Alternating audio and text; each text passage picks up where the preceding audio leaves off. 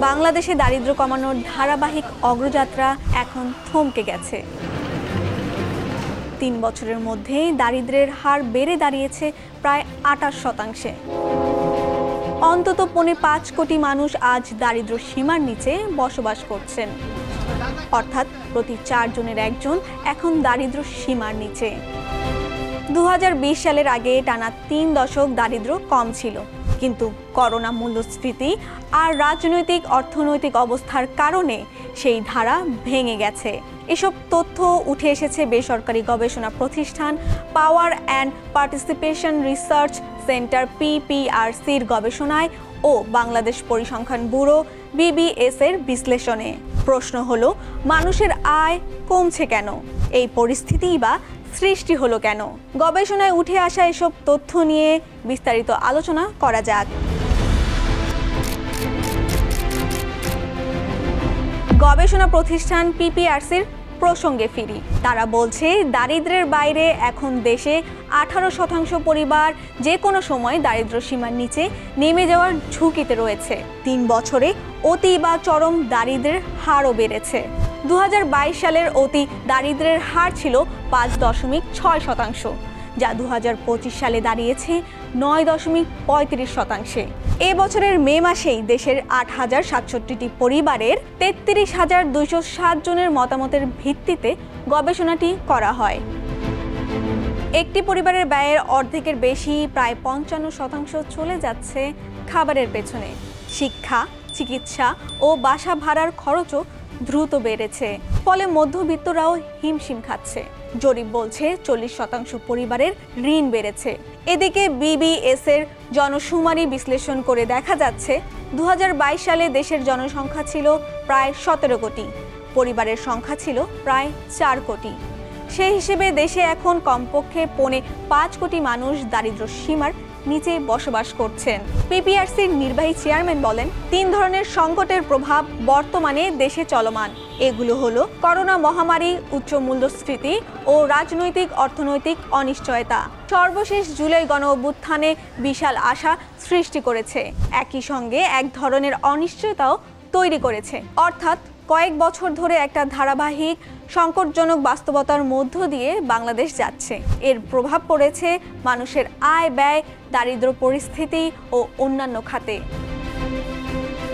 এই অবস্থার একটি কারণ আয়ের বৈষম্যমূলক প্রকট। সবচেয়ে দরিদ্র 10% পরিবারের মাসিক আয় মাত্র 8,000 টাকা, অথচ ধনী 10%-এর আয় লাখ টাকারও বেশি।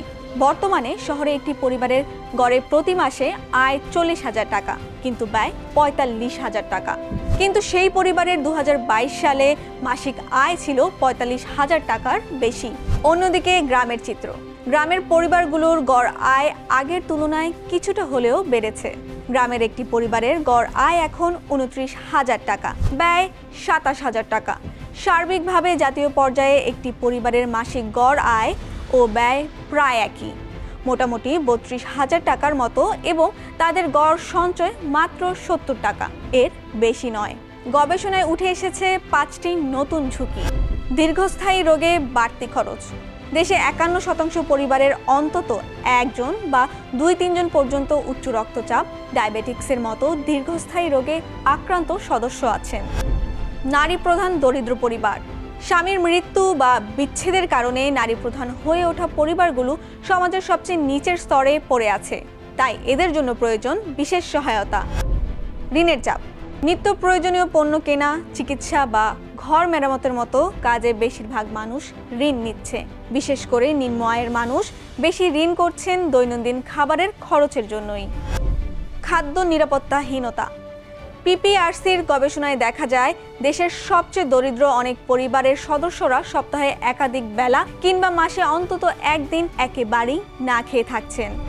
নন স্যানিটারি টয়লেট ব্যবহার।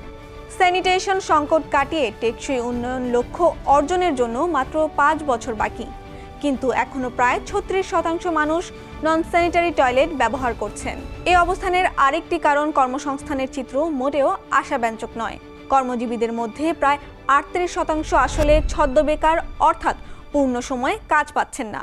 শ্রমশক্তিতে নারীদের অংশগ্রহণের হার আরও কম। নারীরা 26% কর্মক্ষেত্রে যুক্ত। এছাড়া আগস্টের আওয়ামী লীগের সরকারের পতনের পর ঘুষ কমেছে, তবে তা বন্ধ হয়নি একেবারেই। সবচেয়ে বেশি ঘুষ দিতে হয়েছে সরকারি অফিসে, এরপর পুলিশ ও রাজনৈতিক নেতাদের নাম এসেছে। সর্বশেষ বলি, 3 পর্যায়ে কৌশল দরকার বলে মনে করছেন পিপিআরসির নির্বাহী চেয়ারম্যান। প্রথমত, দীর্ঘস্থায়ী রোগে ব্যয়ে নতুন সামাজিক নিরাপত্তা কর্মসূচি নেওয়া প্রয়োজন। দ্বিতীয়ত, মধ্যমেয়াদে কর্মসংস্থা বাড়াতে সম্ভাবনাময় খাতগুলোর জন্য কৌশলগত সহায়তা প্যাকেজ প্রণয়নে সরকারি বেসরকারি যৌথ টাস্ক ফোর্স গঠন করা এবং দীর্ঘমেয়াদে অর্থনীতির পরিকল্পনার জনমুখী দৃষ্টি রাখা। নতুন চ্যালেঞ্জের মুখে বাংলাদেশ, বেঁচে থাকার লড়াইয়ে কোটি মানুষ। প্রশ্ন হলো, এখন কি ঘুরে দাঁড়াতে পারবে বাংলাদেশ?